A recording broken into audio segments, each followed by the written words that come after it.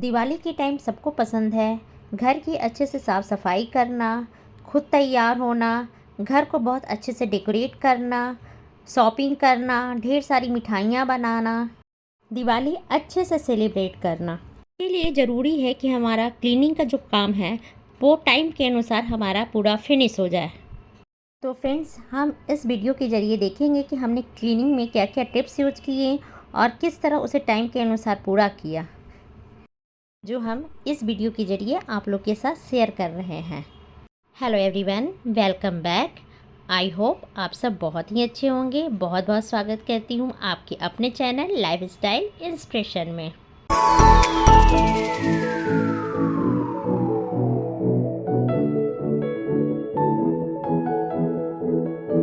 तो फ्रेंड्स, इस बार क्लीनिंग का काम मेरा थोड़ा लेट शुरू हुआ क्योंकि इस समय मेरे हस्बैंड की तबीयत थोड़ा ज़्यादा ख़राब हो गई थी। 3-4 दिनों के लिए उन्हें हॉस्पिटल में भी एडमिट करना पड़ा। इन सब के कारण ही मेरे घर में थोड़ा डिस्टर्बेंस चल रहा था, जिसकी वजह से मेरा क्लीनिंग का काम काफ़ी लेट शुरू हुआ। फिर भी मैंने एक दिन में क्लीनिंग का काफ़ी हद तक काम पूरा कर लिया था। जाले निकालना, उसके बाद पंखे वगैरह साफ़ करना, ये सारी चीज़ें लगभग हमारी पूरी हो चुकी थी। जाले वगैरह निकालना, फिर पंखे साफ़ करना, ये सब मेन चीज़ें हो जाती है ना, तो फिर छोट-मोट काम तो चलता ही रहता है। इसी बीच मैंने किचन का भी काफ़ी हद तक काम क्लीनिंग का पूरा कर लिया था। अपार्टमेंट के घर होने के कारण यहाँ पे हमारे यहाँ जाले वगैरह उतने लगते नहीं हैं, तो ऊपर ऊपर वैसे तो मैं बीच बीच में हमेशा सफाई करती रहती हूँ। दिवाली एक ऐसा फेस्टिवल होता है जिसमें घर के हर छोटी छोटी चीज़ों की हम क्लीन करते हैं। हमारे यहाँ जेंट्स उतने काम करते नहीं हैं, इसलिए हमें हेल्पर रख करके हमें अपने काम को पूरा करना पड़ता है।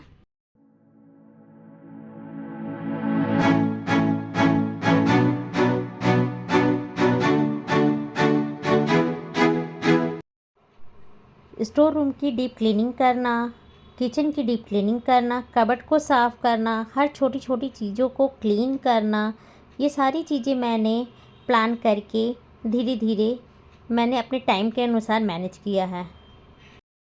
ये जो दिवाली की क्लीनिंग का काम हो रहा था, मैं अधिकतर मॉर्निंग में ही करना प्रेफर कर रही थी।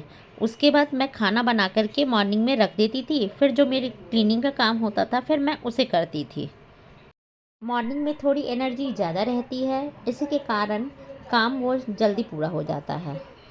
मेरी जो हेल्पर आती है, मैं उसकी हेल्प की वजह से काफ़ी काम को हद तक पूरा कर पाई। दिवाली की क्लीनिंग में अगर कोई हेल्प करता है ना, तो वो काम थोड़ा आसान हो जाता है। मैं अपने कमरे की पंखे तो वैसे हमेशा साफ़ करती रहती हूँ, क्योंकि मैं इस पंखे को आसानी से टेबल में रख करके आसानी से साफ़ कर देती हूँ। और सब कमरे की पंखे को साफ़ करना थोड़ा मेरे को मुश्किल होता है, तो मैं किसी और की हेल्प इसमें लेती हूँ। हमारे कमरे में खिड़की होने की वजह से ना, इसमें धूल धक्कर थोड़ा ज़्यादा हो जाते हैं, तो इस कमरे की क्लीनिंग करने में थोड़ा टाइम ज़्यादा लगता है। इस तरह के डस्टर हमारे क्लीनिंग के काम में काफ़ी मदद करता है। अगर आपके पास इस तरह के अगर डस्टर नहीं है तो आप ज़रूर ख़रीदना। वाकई मानिए, आप क्लीनिंग के जो काम आप करते हो ना, तो उसमें काफ़ी हद तक आपका ये काम आसान कर देता है।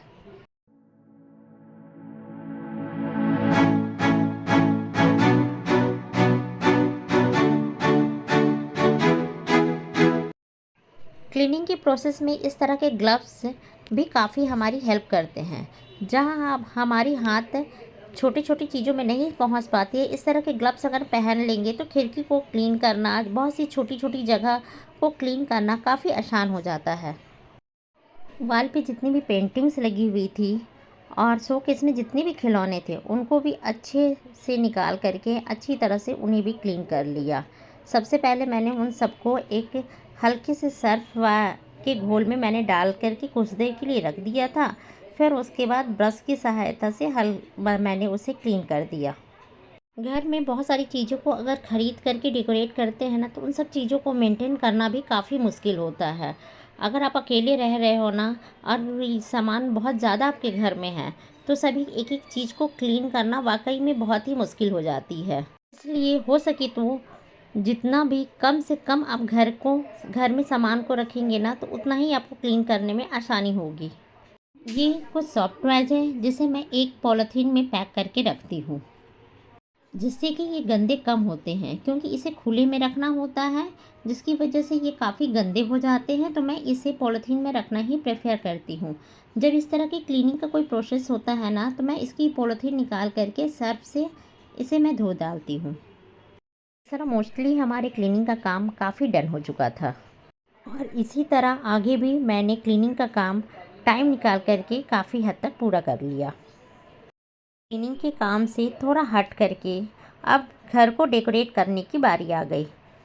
तो लाइट वाले भैया को भी मैंने बुलवा लिया था, और उसके बाद सारे घर में जहाँ जहाँ मुझे लाइट लगवानी थी, लाइट का काम भी मैंने लगभग पूरा ही करवा लिया। क्योंकि मेन समय में जब इन लोगों को बुलाओ ना, तो इन लोग के पास इतनी सारी कामें होती है ना, तो फिर उस समय ये लोग आ भी नहीं पाते। इसलिए हमने 2-3 दिन पहले ही इन्हें बुला करके लाइट का जितना भी काम था हमने करवा लिया। घर की क्लीनिंग करते करते इतना थक गई थी और इतना बोर हो गई थी कि अब बिल्कुल भी मन नहीं कर रहा था कि कुछ आगे किया जाए। घर की डेकोरेशन के लिए दिवाली की शॉपिंग करना भी तो ज़रूरी होता है ना। तो फिर मैं आ गई मार्केट में, जहाँ यहाँ पे मैं अपने भगवान जी के कपड़े को सेलेक्ट कर रही थी, क्योंकि मैं हर साल दीपावली में अपने जितने भी मंदिर में भगवान होते हैं ना, मैं उन सबको बिल्कुल ही नए वस्त्र पहनाती हूँ। तो मैं यहाँ पे अपने भगवान के कपड़े भी सेलेक्ट कर ली, और अब मैं आ गई हूँ बंजारा मार्केट। यहाँ पे एक से एक डेकोरेशन की बहुत सारी चीज़ें मिलती है, जो देखने में भी बहुत ही अच्छी लगती है। लगता है कि ये भी ले लूँ, वो भी ले लूँ, पर जो चीज़ मुझे लेना था सिर्फ मैंने बस उसे ही परचेज किया। यहाँ से मैंने कुछ प्लास्टिक के फ्लावर्स और डेकोरेशन के आइटम लिए।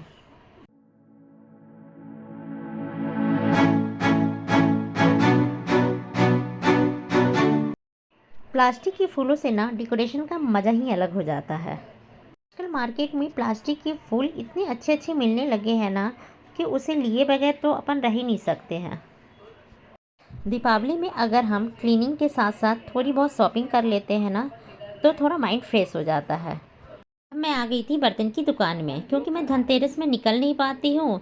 तो अभी ही जो भी चीज़ें मुझे लेना होता है मैं इसी समय ले लेती हूँ।